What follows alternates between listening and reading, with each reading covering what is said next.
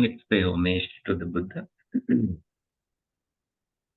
Namo tassa bhagavato arahato samma sambuddhassa.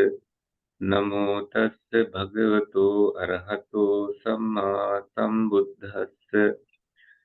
Namo tassa bhagavato arahato samma sambuddhassa. Homage to him, the Blessed One, the Worthy One, the fully enlightened one. Sadhu, sadhu, sadhu. Okay, so we will begin with our meditation. Please sit comfortably. If you want to get closer to a wall, feel free to do so. If you want extra cushion, we have plenty here. And the idea is to sit comfortably for about 20 to 25 minutes. And so that you and your body has an agreement to support each other. I invite you to close your eyes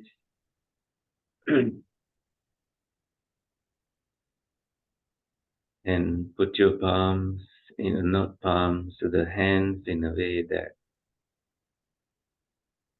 has a certain way of keeping them. I keep my thumbs connected and my right hand fingers on the left hand fingers.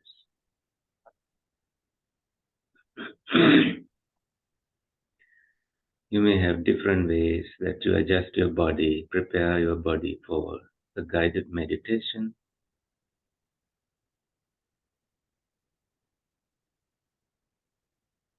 Right now, you can sense the environment, your atmosphere. That there's a smell of rice being cooked upstairs and noises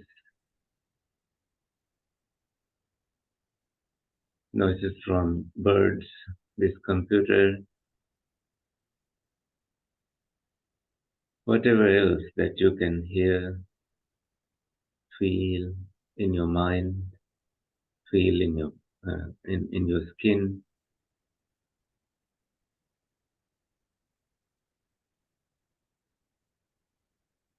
And please remember that if you have to change your posture any time during this meditation, feel free to do so.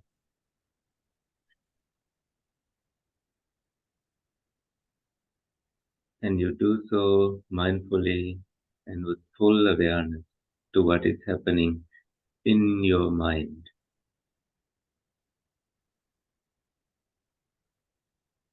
So let us begin with this understanding of mindfulness.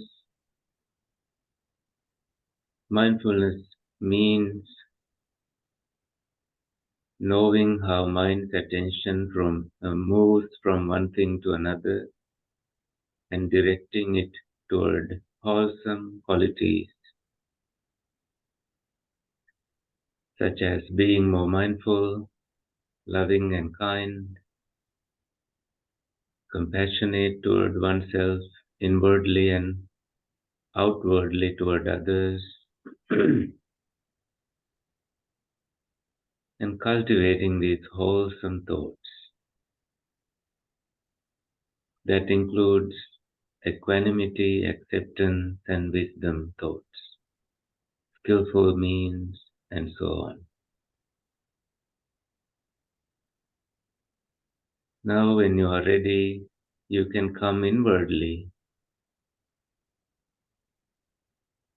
Now that your eyes closed, so your brain stops sending signals to seeing, and also the same way your brain does not send signals to hearing, smelling, tasting, physical sensations on the skin, and thinking. When they slowly vanish,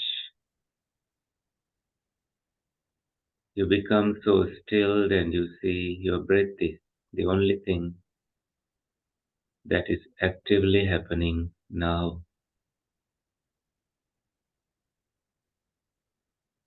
Of the things that are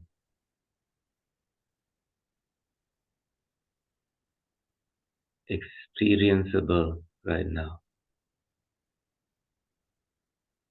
Other sensations come and go, and you set your focus on your breathing.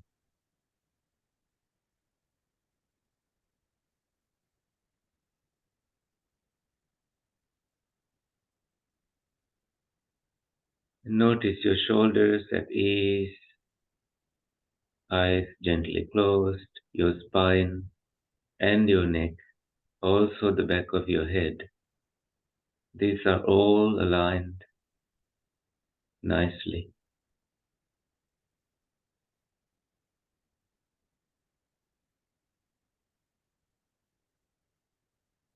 Your sitting bones are supportive of this nest that you created.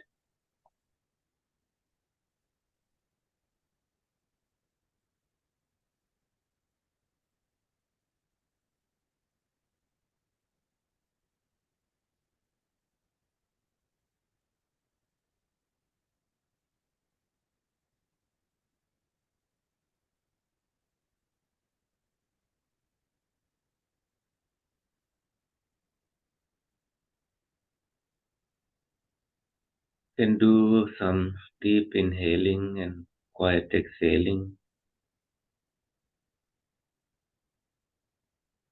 to come to this present awareness because the breath is happening now, not in the past, not in the future.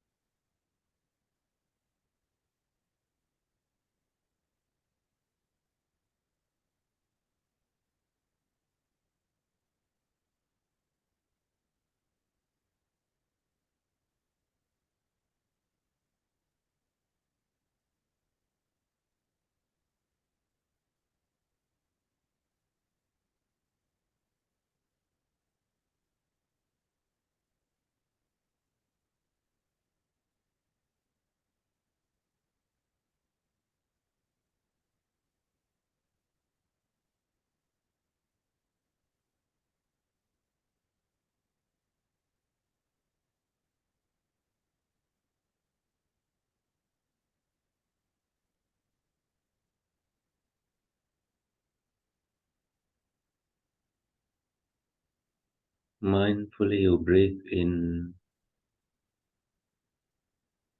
mindfully you breathe out.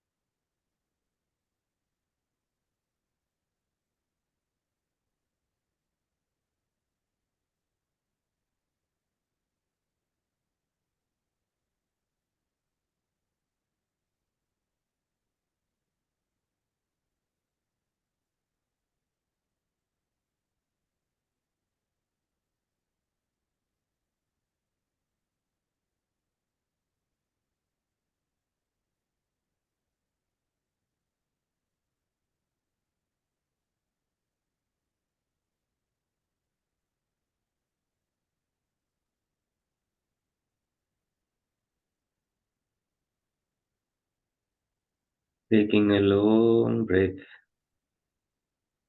apply your awareness to that experience fully.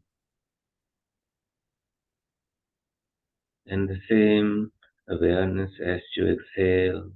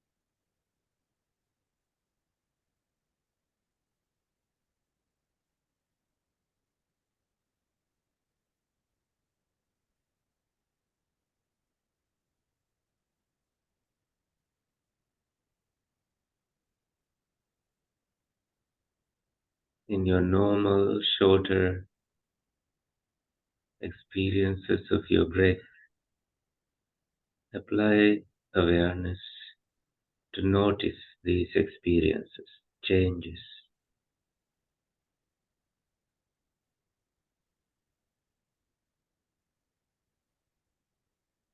noticing your body, shoulders moving as you breathe in and breathe out.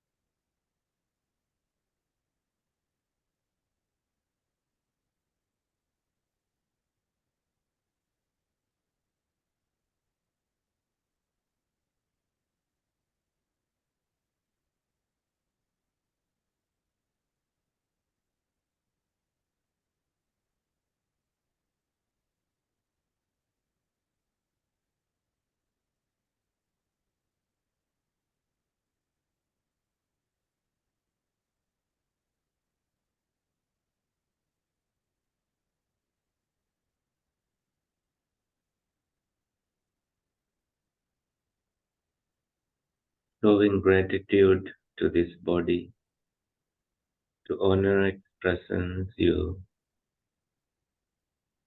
permeate this body with tranquility, calmness, peace, making more space in the body inwardly, sending these positive energies, allowing the body to be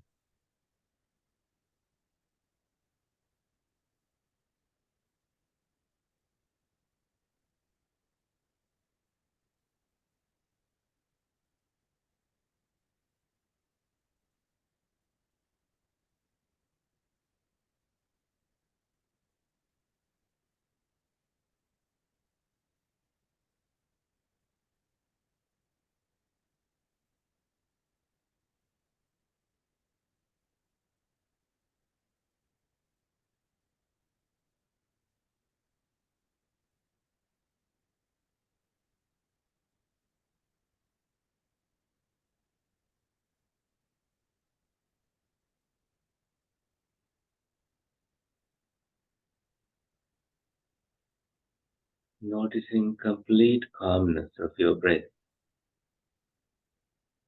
no rush whatsoever, and thus there's no rush in the body or mind.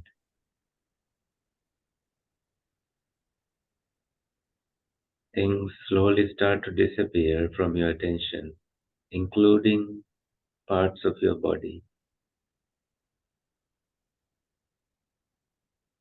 And you are with your breath. However subtle it becomes, you notice it.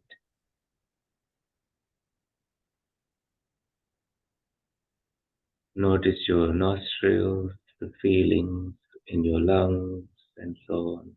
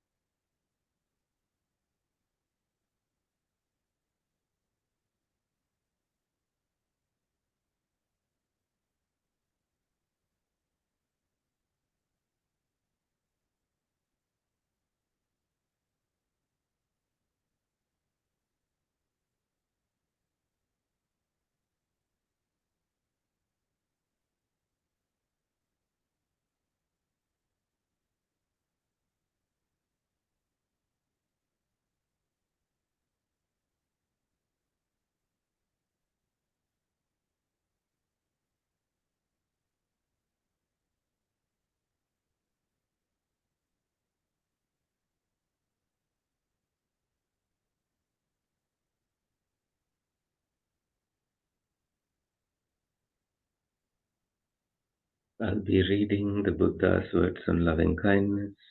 You can reflect on them and radiate loving kindness inwardly and outwardly as you slowly come out of this meditation. This is what should be done by one who is skilled in goodness and who knows the path of peace. Let them be able and upright, straightforward and gentle in speech, humble and not conceited, contented and easily satisfied, unburdened with duties and frugal in their ways, peaceful and calm and wise and skillful, not proud or demanding in nature. Let them not do the slightest thing that the wise would later reprove, wishing in gladness and in safety. May all beings be at ease. Whatever living beings there may be, whether they are weak or strong, omitting none,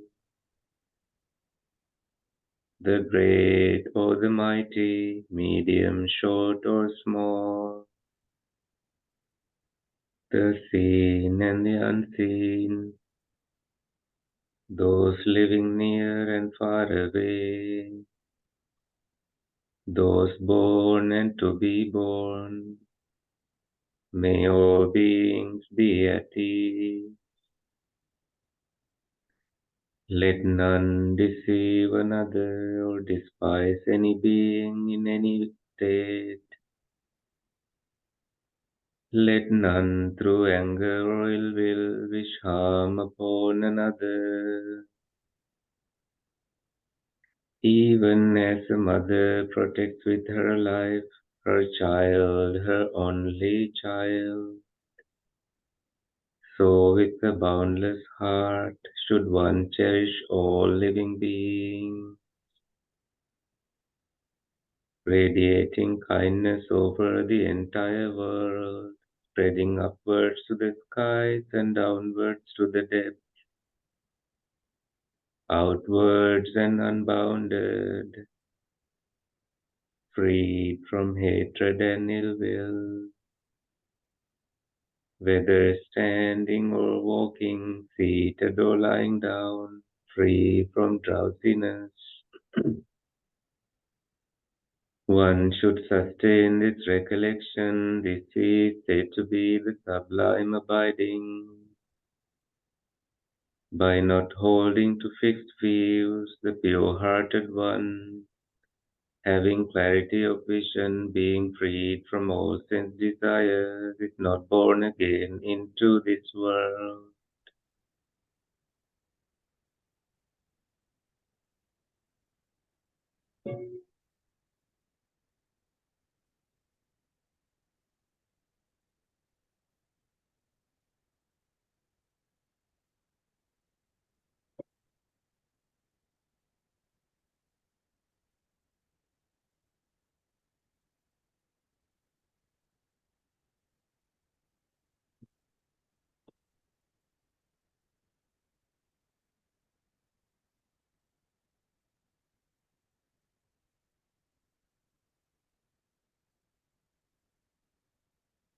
Now you can come out of your meditation, opening your eyes. Hope you had good meditation. Hmm. This Thursday, I was talking about overcoming addiction, thinking that it'll help some people who watch these videos after I upload them to YouTube. It may not be so important to anyone here, but we know people who go through some episode of addiction in, connected to us in our lives. Sometimes they are relatives, and sometimes we really don't know how to help them. So this is like part 2 of this Thursday's discussion. But you can bring anything that you want to discuss, and we can also discuss that. So I think in this part 2, I like to discuss about steps to overcome addiction.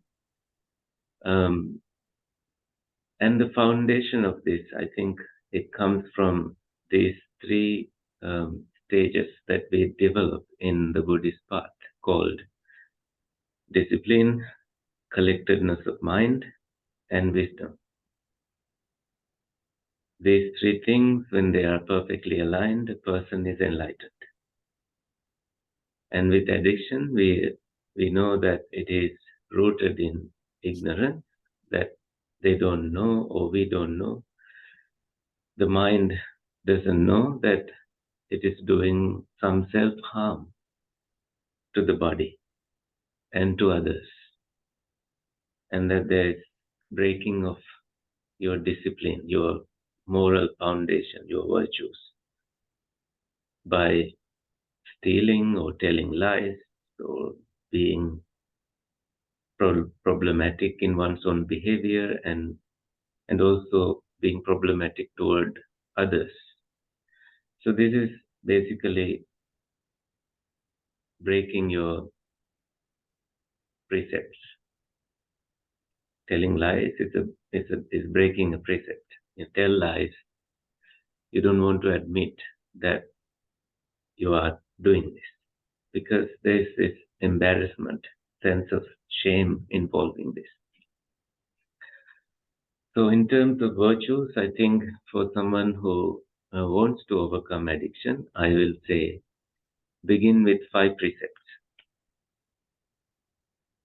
Little modified 5 precepts.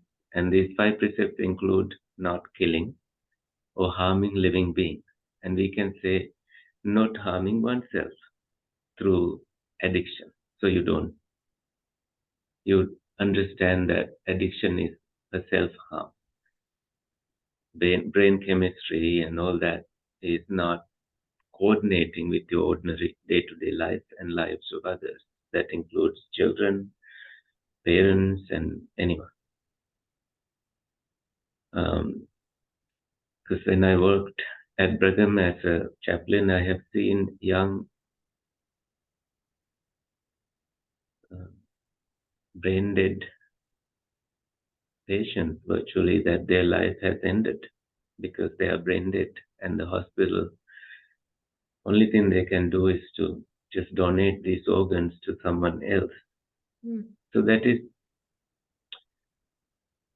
really the extreme of self-harm, that by doing virtually anything that leads you to addiction has killed you eventually. And only then the family comes together and discuss about what went wrong. But by that point, it is too late. And so I think I went into a story last Thursday, and I don't have to repeat that now. Let's see if I come up with new story. But the first aspect of virtue, the 5 precepts, is not doing any self-harm and not harming any other living being, like we discussed like we reflected on the Buddha's words of loving kindness. The second one is not taking what is not given. Virtually, someone who is addicted tends to steal mother's credit card or wife's credit card and somebody else's credit card when they don't have money, or they steal belongings of other people instead of protecting the belongings of other people. And by not breaking that precept, you now have overcome that challenge, that you no longer abuse other people's belongings, finance, money or anything. Sometimes people tend to sell valuable things for cheaper money after stealing it. That, you know, that's why we sometimes have to be street smart in some cities, right? That they somehow know where your credit cards are, and they, like in Europe, I've noticed that when I was studying there, my friend she's from Germany, but she lived here as a nanny. So she had American credit cards, and she was in this flea market area. Like on Fridays, they do lots of drinking and walking in the street, and so they cut her bag, and she didn't know they did that. Yeah. What they do is they make a stampede-like situation, make a group and come, and then you think that you are safe, and then you realize your credit card's gone. So they know where these cards are. So this often involves people who are addicted to certain things, and that they don't value other people's belongings. So the third one is sexual misconduct. And this is very important to live a beautiful life. If a person is married and is committed to a partner, that they keep this precept in their for lifetime, and that way thoughts involving other people, stars that you see in theater or on screen, you let go of indulging about them, any thoughts involving them in your mind, so you don't have to break this precept and continuously be agitated with these thoughts involving other partners or people in life. Life becomes so smooth and painless to that person and to others. And the fourth one is not telling lies. Sometimes people go to marijuana anonymous groups and they pretend like they haven't broken their vow, that they just like the idea of going to these meetings. That, like, some people, it's like the idea of letting go, and they truly don't let go. So we had to let go of the idea of letting go first before you actually let go. So telling lies makes your life miserable, and seeing the danger, disadvantages of it, you come to true discipline from that point onward, and your life becomes truthful, genuine. People start to trust you, and your words start to have this power, and that you feel confident in front of your friends because you never tell lies. This is spoken in any faith tradition.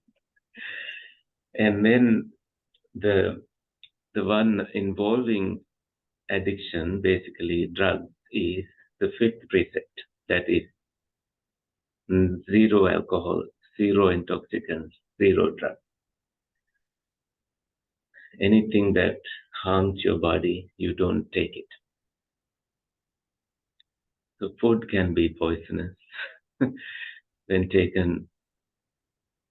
too much sugar is taken, you know the danger of it. When too much of ice cream, too much of anything.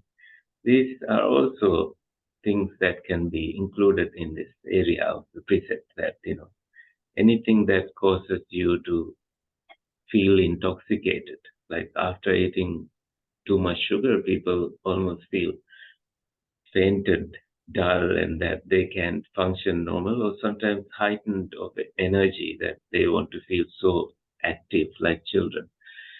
So avoiding all these make your life very peaceful and have a strong foundation to focus on other beauties in life. So Śīla part, discipline part, virtue part is very much the foundation of your awakening life. And it's like the foundation of a building. when it is strongly laid, that the building stands very strong. And often in that foundation, when the building is about to collapse, there should be something, someone to hold it so that it doesn't collapse. And so you need to identify these people who are wise companions in life, who are there to help you with right intention. Some people are abusing you financially, and some people are abusing you with wrong intentions, living in your life, faking that they care, but they actually don't care. So we need to identify this and avoid the company of these people. This is the Buddha in Mangala Sutta. The Buddha said, "Asevana cha balana," not associating fools. Panditanam cha sevana, associating the wise ones, that they have right intentions about you. Because right people hear you differently.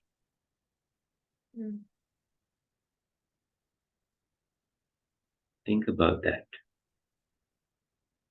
They hear your pain as pain, not as an opportunity to abuse that experience of you.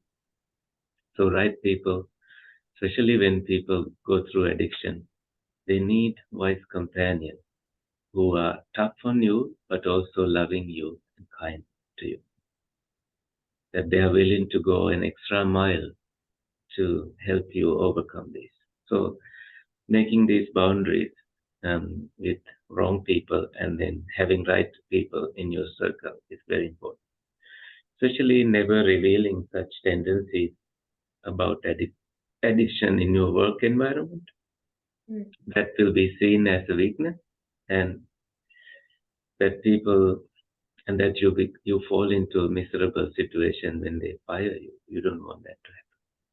So you make a strong determination to overcome it and face it and give back to your work life properly.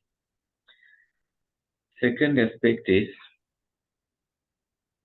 Samādhi, collectedness of your mind. Let's imagine that this bowl has water filled in it, and in it you put all the dirty stuff. And it's not a clean water ball anymore. It's stained. It has dirty things. What's the way to clean it? Pour more water? Clean water? That is one good way to clean it. That you just empty it completely. How do we empty it? With this, it is easy. But with the mind,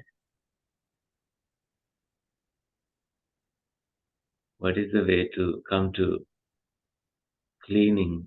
How do we clean the mind? Through what you just did, meditation.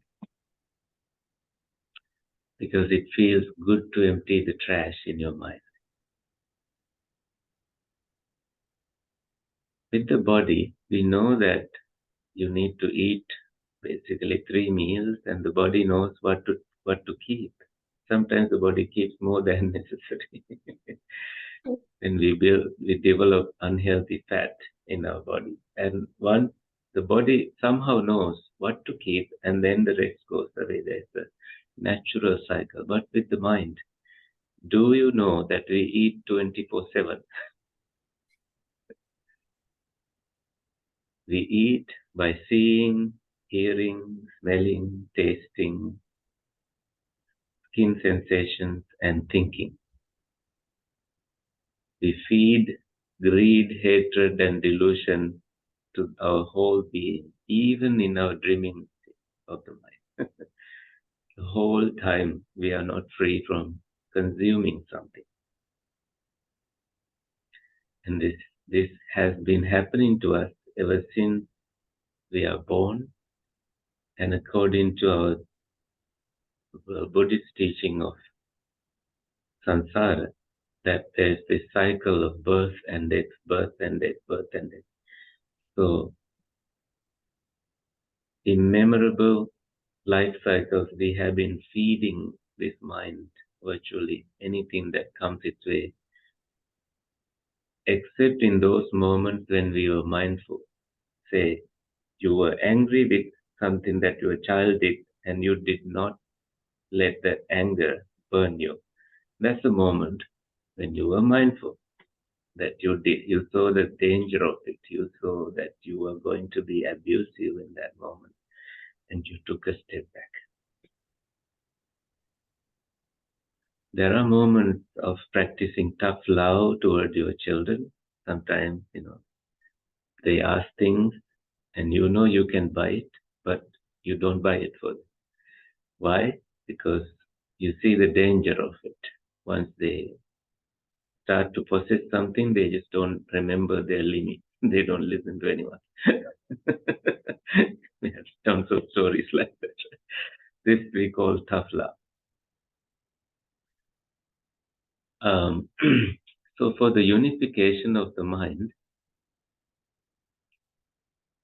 we close our eyes, close our ears. How do we do that? But by not paying attention to things, sounds.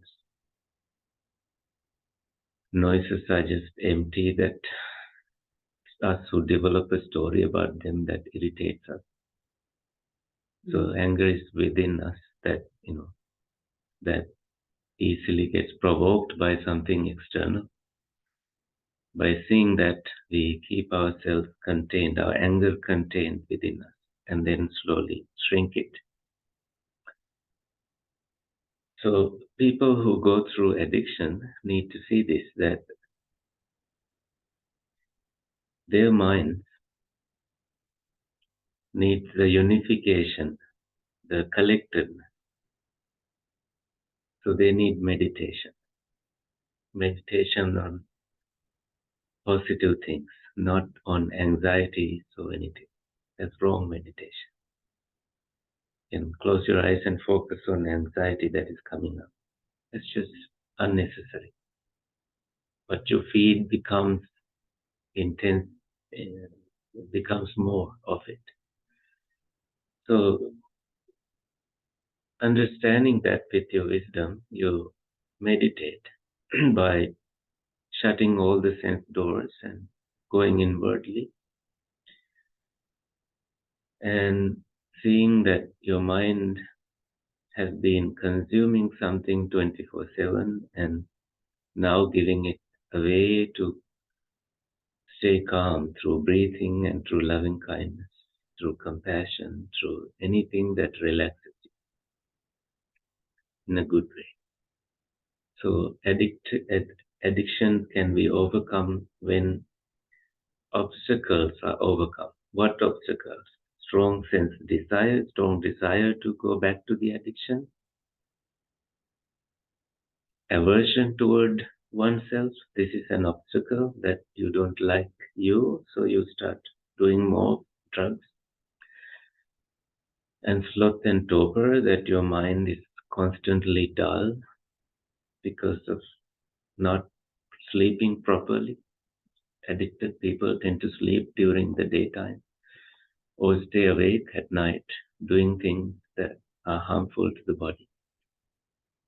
So overcoming this sloth and torpor and properly getting into a sleep cycle. So serotonin and these chemicals know that when the darkness comes, that it is the time to sleep. And when light comes, that it's the time to stay awake and be productive in life. So seeing with wisdom that this is what a normal human life is supposed to be. And so I said these are 5 obstacles: sense, desire, aversion, sloth and torpor, and restlessness and doubt.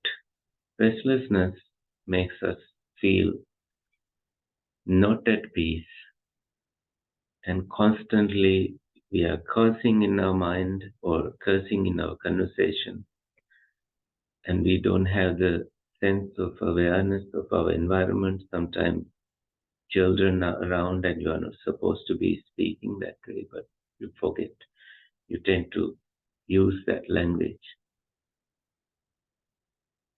This is one of my experiences that, we were having lunch with friends in a children park, and our friend started anxiously speaking, cursing, and using that language, not respecting that these children are playing, and that made me feel embarrassed, but I didn't want to say it to him because I love my friend. But my other friend and I had a conversation about it, and and she felt the same way. So having this awareness about our environment. Sometimes people are restless inwardly, and that is why they tend to talk too much or talk too little. It just depends. Anxiety kicks in. And doubting about your progress, doubting about your path,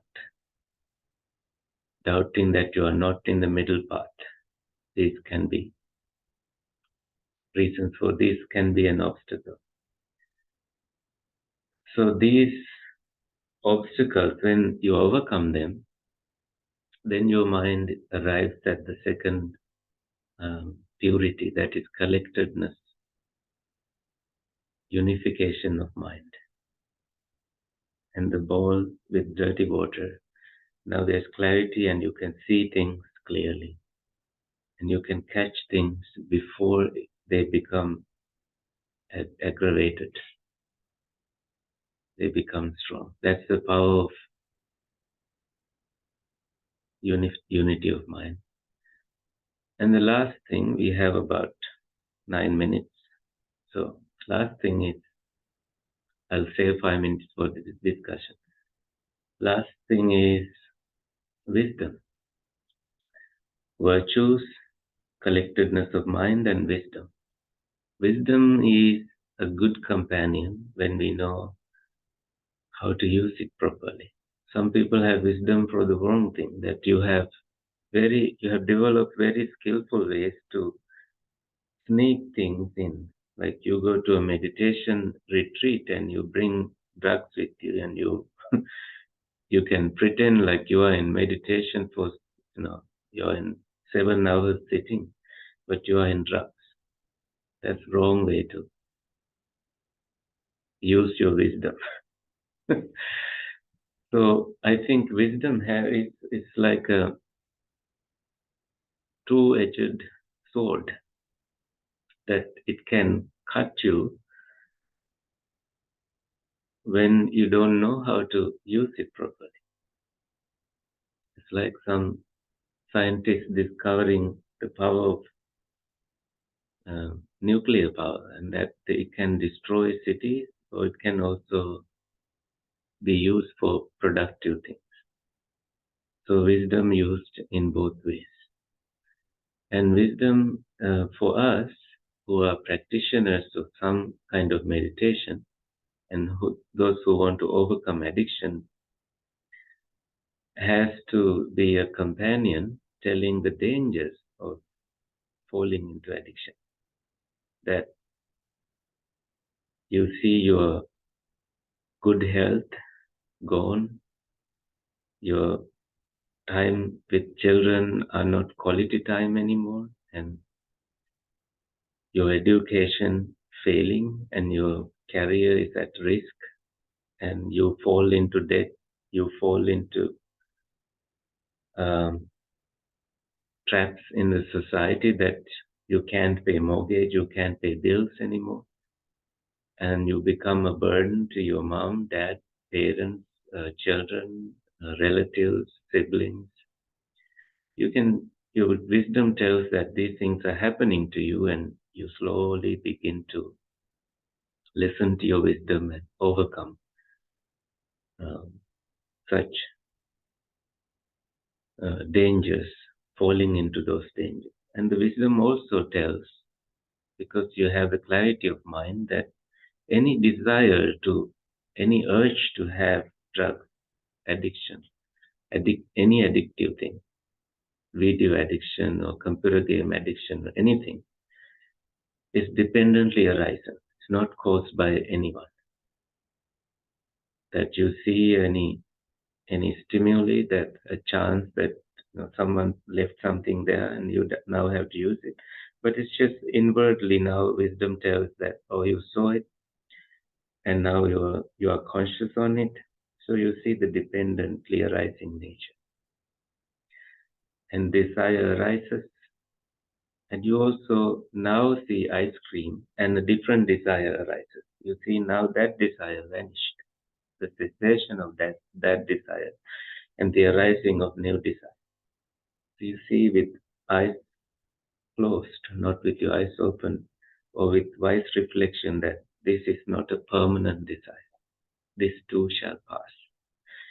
Should not be owned by you as a permanent desire, that it arises and vanishes, and new desires arise and vanish. That is wisdom. Things dependently arising, and also they cease when they no longer are present. Okay, enough talking. Any questions or comments or anything that you learned or that you like to share?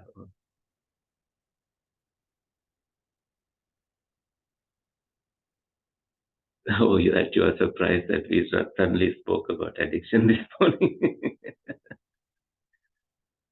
Well, it's a compassionate action on your side that you wanted somebody to be helped.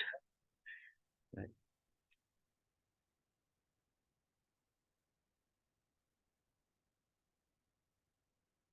For me, you refer to letting go and not being able to let go. Mm-hmm. And what would your recommendation be towards an easier path to letting go?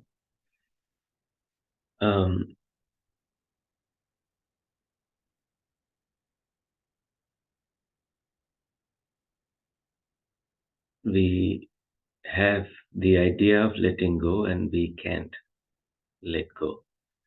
An easier path to let go is what we all want, and there's no easier path to let go. We want things to happen quickly, and sometimes that urge comes because you are fast at doing other things very quickly. But the process of letting go, it takes years of abstinence and discipline and changing of environment. And those things also take time. If I tell you to change your house to a different house, you can't do it. Your landlord will say, you have an agreement until next year, September, and that cannot be done easily. But you can, but then you will be paying a fine or you will find a substitute or something. So, but you still want to know a quick way to let go. It requires not anything external, but inwardly abstaining from anything that keeps you from letting go.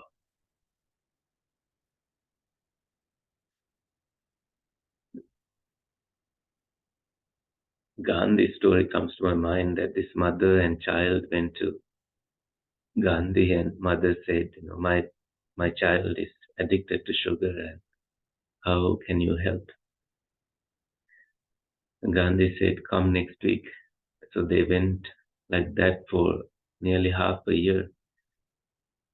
And then at the end of that half year, Gandhi said to the child, now don't eat sugar. The mother was surprised. Why didn't you tell that in the beginning? Then Gandhi said, I myself had an addiction to sugar, so I had to stop that first before I tell him to stop. And so sometimes, a message comes differently when a person who has actually abstained from it gives that message to you. So in your letting go process, when it comes from a monk, sometimes it comes differently. that they are virtually on the path of letting go. And so, continuous practice of meditation, continuous practice of discipline and wisdom reflection, change of habits help you let go. And being patient. Okay. We can end the session now if you don't have any more questions. And let's transform it. May the suffering ones be suffering free, fear struck fearless be. May the grieving shed all grief, may all beings find relief, may all beings share this merit that we have thus acquired for the acquisition of all kinds of happiness. May beings inhabiting space and earth, mighty beings, share this merit of ours. May they long protect us, guide us, guard us, and acquire their happiness even more. Sadhu, sadhu, sadhu. We can chat more, but I'll end the session.